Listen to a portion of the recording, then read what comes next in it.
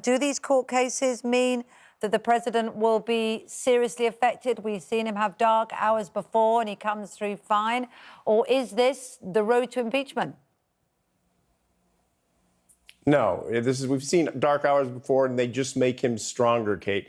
Look, with respect to Paul Manafort, remember something. The actions that he engaged in that led to these charges were years before he ever joined the Trump campaign or met President Trump.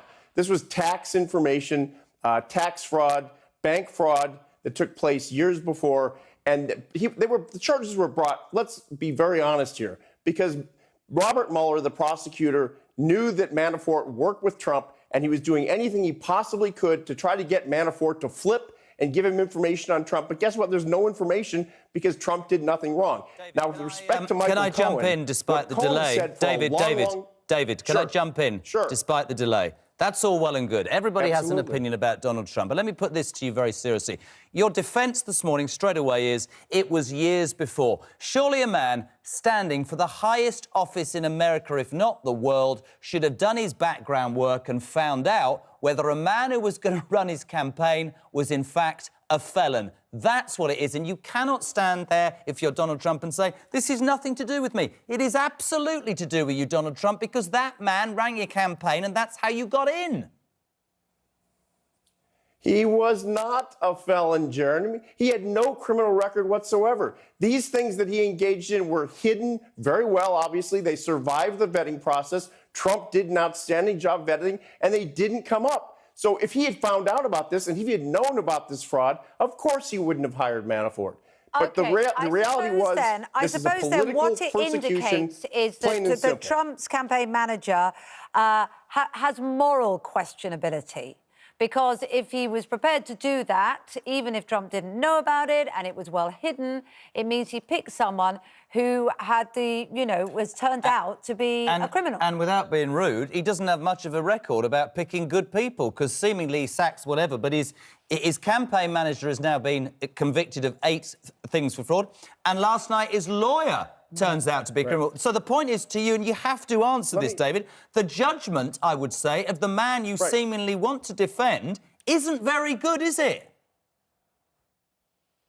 No, because when he found out about what was going on, he fired Manafort. And remember something, this is a long history of when he found out anything going wrong with any of his employees, he took care of it by firing them. So don't forget about that. And remember one thing, Robert Mueller was hired to find Russian collusion.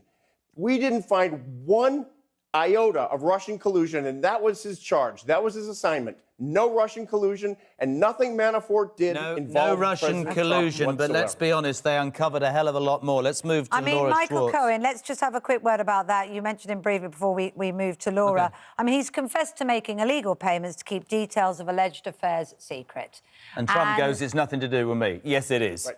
It does at least suggest that there was a reason to keep those affairs secret, because he's admitted doing it, having previously denied it or previously tried to kind of hide the fact that he'd done that. So, again, Donald Trump has to answer, doesn't he, on that now? Well, now, Micheal Cohen, as you said, multiple times indicated that Donald Trump knew nothing about the payments. But what about the alleged affairs? He has to address that now, doesn't he? Well, President Trump has denied those alleged affairs. There's no evidence outside these women's statements that the alleged affairs took place. And don't forget, Stormy Daniels has gone back and forth.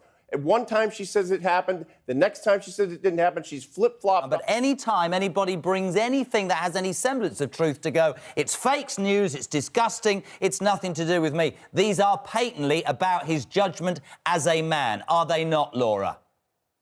Yeah, we had some really real news today. In the course of 1 hour, the Manafort trial came in.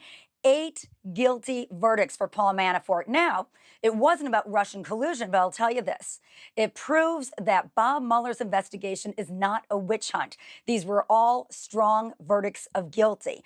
Number 2, Mueller was brought in to become special counsel when Donald Trump himself fired his FBI director. And there was a question of obstruction for justice when Trump himself said to NBC News, well, yeah, it was over this Russia thing. So The Mueller counsel came to be under very legitimate circumstances. As they're investigating Russian collusion, if they see other crimes, they have the will and the deed to go through to find those crimes. They did just that with Manafort today. So again, not a witch hunt. And yeah, this guy that said he was only going to bring the best of all people to run his administration and his campaign, he only surrounds himself with the best, well, he failed. Now, Laura, number two, Laura, I put this to you. Yeah. I put this to you. You're an ex-advisor of Bill Clinton. It's important on Good Morning Britain for people watching to get both sides of any argument.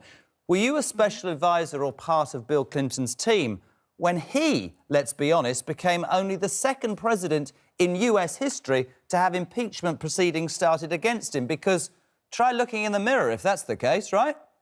Yeah. Hey, and I'll tell you what, if you look in the mirror, I will tell you one of the most critical lessons I learned at the White House from watching President Clinton scandal, Newt Gingrich, and others on both sides of the aisle. Doesn't matter who you are.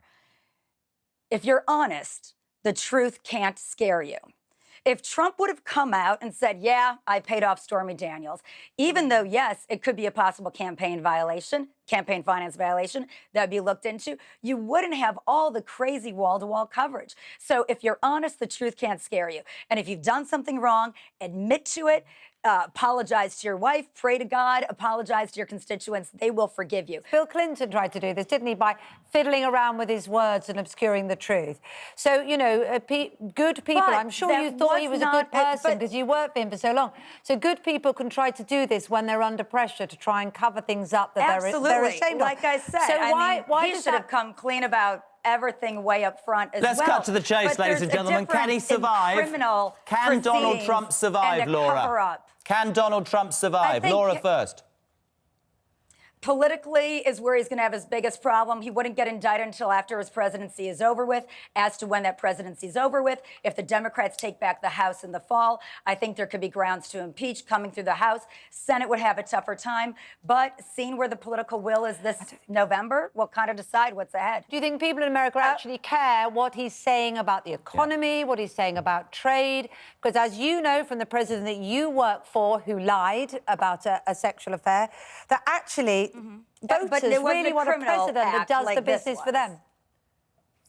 Yeah, no, I don't think outside of the Beltway, this really is on the top of people's minds, to be totally honest with you. That's why that 32% is still going to stay with Donald Trump no matter what. But it's the independents and the more conservative Republicans that are tired of it, that voted for Trump in the last election, that now are very much on the verge of either abstaining from the vote or voting Democrat. Laura, and the Democrats that didn't turn out last time are more energized. You both talk very eloquently and defend your corner. I'm going to wrap it, but I'm simply going to say this. Really it is quite amazing that you have both worked or do work for presidents who become the most powerful people in, well, America and the world. They're both liars. They both have lied. And however you dress that up, whether America votes for Donald Trump or not, Clinton lied and Donald Trump has lied.